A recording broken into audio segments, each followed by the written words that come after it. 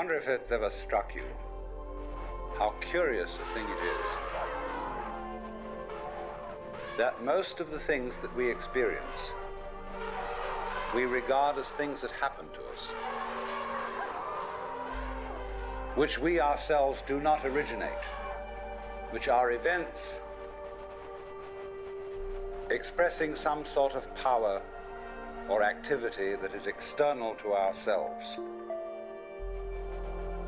And if you consider that, you realize that what you mean by yourself is rather narrowly circumscribed. Even events that go on in our own bodies are put in the category of things that happen to us in the same way as things that go on in the world outside our skins. If there's a thunderstorm or an earthquake, well, it happens to you. You're not responsible for it. But so in the same way, when you have hiccups, you didn't plan on it. If you have belly rumbles, you had no intention of doing it. And as to the catastrophic act of getting born, well, you had nothing to do with that. And you can spend all your life blaming your parents for putting you in the situation in which you find yourself.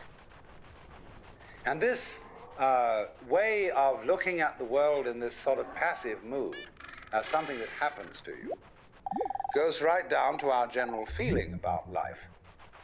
It goes down to the way in which we have been accustomed to look at human existence as a precarious event in a cosmos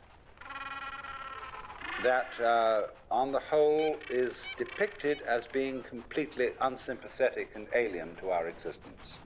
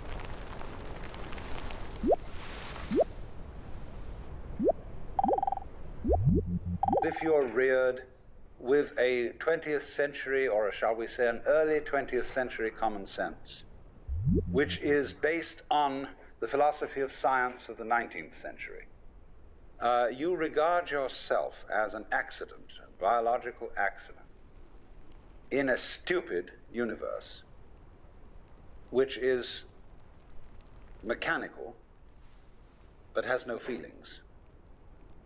A vast, pointless gyration of radioactive rocks and gas in which you happen to occur. Of course, if you don't have that point of view and you are more traditional, you look upon yourself as a child of God, and therefore under authority. In other words, there's a big boss on top of all this. And you better watch your P's and Q's, because that Almighty is looking after you with the attitude of, this is going to hurt me more than it's going to hurt you. And when you look at the world in that image, or in the other image, that it's a stupid mechanism, either point of view you take, you don't really belong. You're not really part of all this. Or to put it in the strongest possible way, it is quite alien to our thought that the external world, which is defined as something that happens to you, and your body itself as something that you got caught up with, it is quite alien to consider all that as you yourself. Because you see, we have such a myopic view of what oneself is.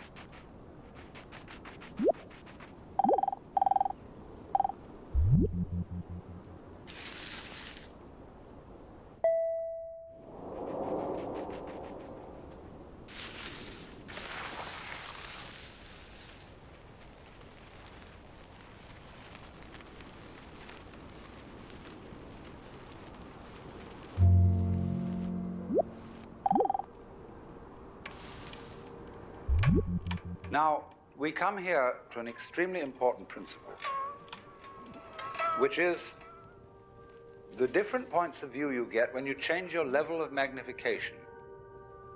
That is to say, you can look at something with a microscope and see it a certain way. You can look at it with the naked eye and see it in a certain way. You look at it with a telescope and you see it in another way. Now, which level of magnification is the correct one? Well, obviously, they're all correct. They're just different points of view. When we examine our bloodstreams under a microscope, we see there's one hell of a fight going on. All sorts of microorganisms are chewing each other up.